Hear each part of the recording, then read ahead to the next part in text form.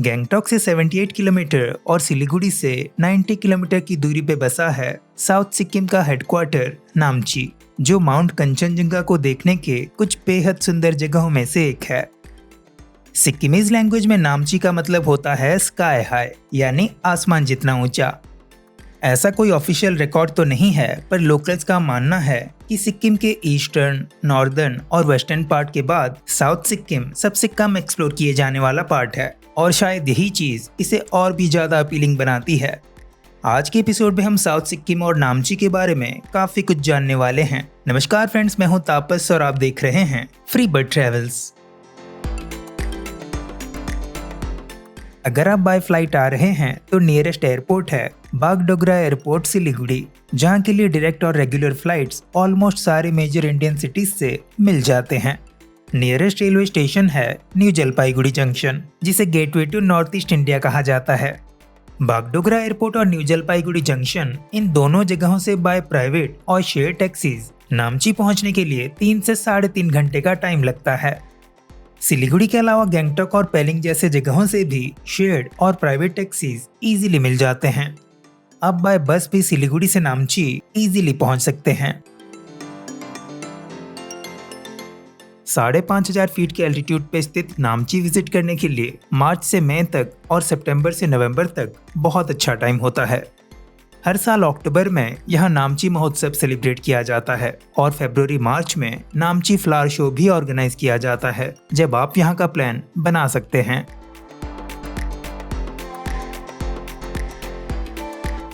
नामची के top tourist places की बात करें तो सबसे पहले नाम आता है सिद्धेश्वर धाम का। ये जगह नामची के मेन टैक्सी स्टैंड से, जो कि आगम ग्राम में है, वहां से 5 किलोमीटर की दूरी पे है, लेकिन ऊंचाई पे होने की वजह से आप इसे नामची के कई हिस्सों से देख सकते हैं। मैंने नामची टैक्सी स्टैंड से एक टैक्सी ली सिद्धेश्वर धाम के लिए, जिसके लिए मुझे 600 रुपए देने पड़े। ये यहाँ का स्टैंडर्ड फेयर है और इसमें जाने, आने और 1 घंटे के वेटिंग टाइम का चार्ज इंक्लूडेड रहता है। पर मेरी माने तो इस जगह को अच्छे से घूमने के लिए 1.5 घंटे का टाइम तो लेके ही आए। सामने राइट हैंड साइड पे देख रहे हैं बाईचुंग स्टेडियम को, जो कि एक फीफा सर्टिफाइड स्टेडियम है, जिसे लोकल बॉय, जिन्हें सिक्किमी स्नाइपर भी कहा जाता है, जो इंडिया के लिए 100 इंटरनेशनल मैचेस खेलने वाले पहले इंडियन फुटबॉलर थे और 10 साल से भी ज्यादा समय इंडियन टीम के कैप्टन रहे, बाईचुंग भूटिया के नाम पे रखा गया है। उनका बर्थ प्लेस नामची से बस 25 किलोमीटर दूर टिनकिटाम में है।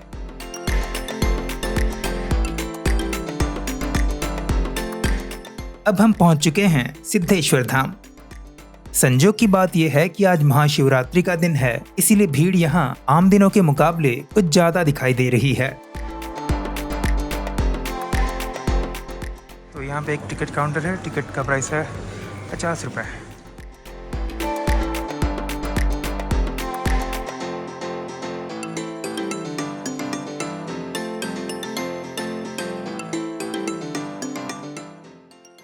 मंदिरों में प्रदक्षिणा बाएं तरफ से दाएं तरफ की जाती है, ताकि मुख्य प्रतिमा हमेशा हमारे दाएं तरफ रहें।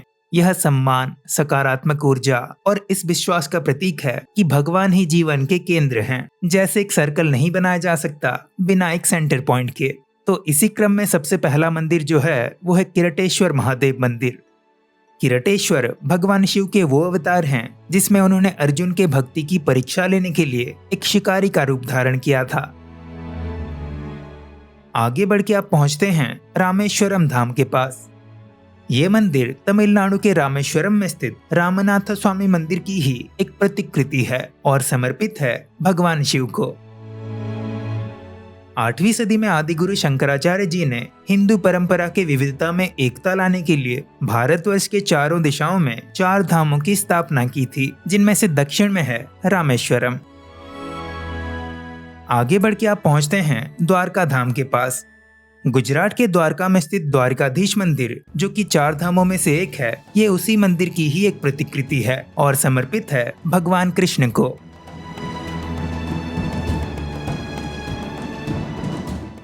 ये रहा द्वारकानाथ मंदिर और ये है द्वारका माई टेम्पल और ये है साई टेम्पल। साई मंदिर के बाद आप दर्शन शुरू कर सकते हैं द्वादश ज्योतिर्लिंगों का। भारतवर्ष के अलग अलग जगहों पे भगवान शिव को समर्पित 12 मंदिरों के समूह को, जहां स्वयंभू यानी स्वयं प्रकट हुए शिवलिंगों को ज्योति के रूप में पूजा जाता है, उन्हें द्वादश ज्योतिर्लिंग कहा जाता है, जिनके दर्शन मात्र से ही मान्यता है कि समस्त पापों से मुक्ति मिलती है और मोक्ष की प्राप्ति होती है। उन्हीं ज्योतिर्लिंगों के प्रतिरूपों का दर्शन आप इस क्रम में कर सकते हैं, जैसे कि सबसे पहले सोमनाथ ज्योतिर्लिंग का, फिर मल्लिकार्जुन ज्योतिर्लिंग, फिर महाकाल ज्योतिर्लिंग, ओमकारेश्वर ज्योतिर्लिंग, वैद्यनाथ ज्योतिर्लिंग, भीमाशंकर ज्योतिर्लिंग, रामेश्वर ज्योतिर्लिंग, नागेश्वर ज्योतिर्लिंग, विश्वेश्वर ज्योतिर्लिंग, त्र्यंबकेश्वर ज्योतिर्लिंग, केदारेश्वर ज्योतिर्लिंग और आखिर में कृष्णेश्वर ज्योतिर्लिंग का। सिद्धेश्वर धाम का मुख्य आकर्षण है शिवजी की ये 108 फीट ऊंची विशाल सी मूर्ति, जिसके नीचे ही है मुख्य मंदिर। अंदर तो कैमरा ले जाना अलाउड नहीं है, पर बाहर से ही इसे अच्छे से देखने में कोई प्रॉब्लम नहीं होगी।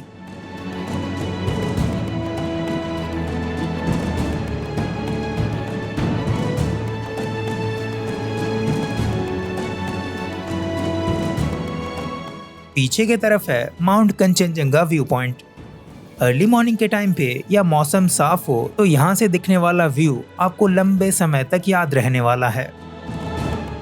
मुख्य मंदिर में दर्शन करने के बाद आप श्री बद्रीनाथ मंदिर जाके बद्रीनारायण जी का दर्शन कर सकते हैं।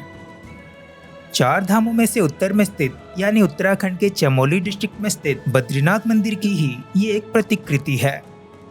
उसके बाद आप पहुंच सकते हैं श्री जगन्नाथ धाम के पास। ये मंदिर समर्पित है जगन्नाथ जी, बलभद्र जी और मां सुभद्रा को।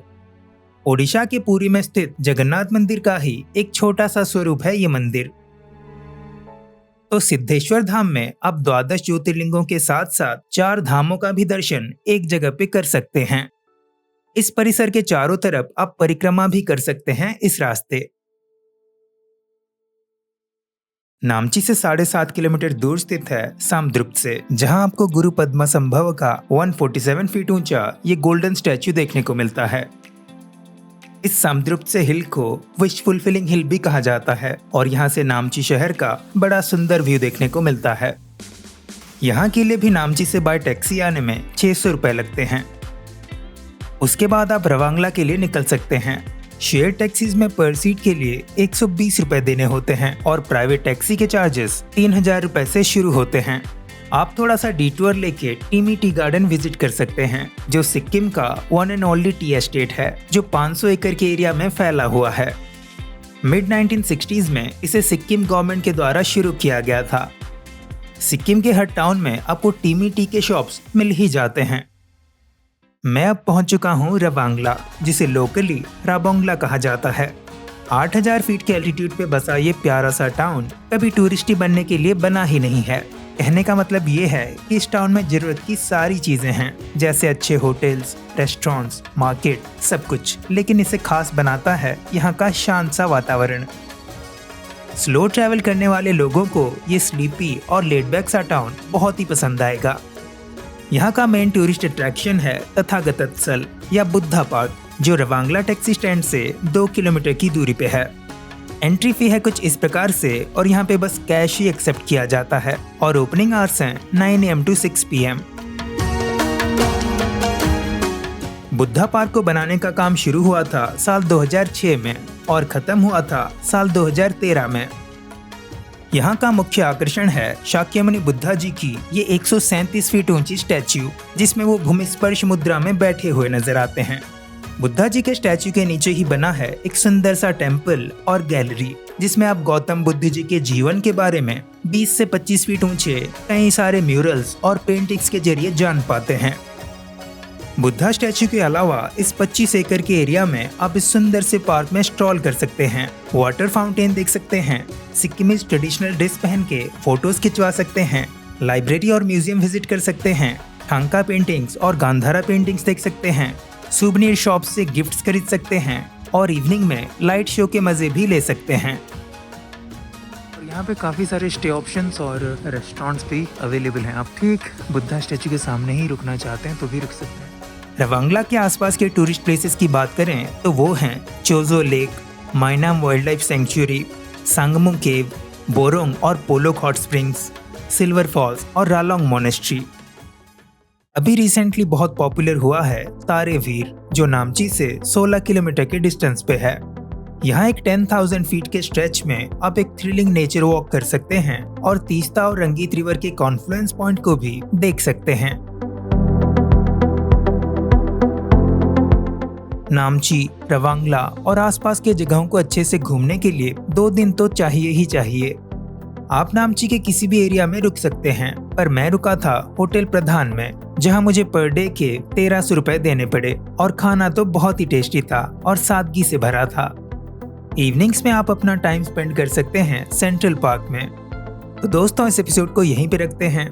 आपके समय के लिए बहुत बहुत शुक्रिया। कोई भी सवाल हो तो प्लीज कमेंट करके बताएं। मिलते हैं बहुत ही जल्द, तब तक के लिए bye bye, take care and keep travelling.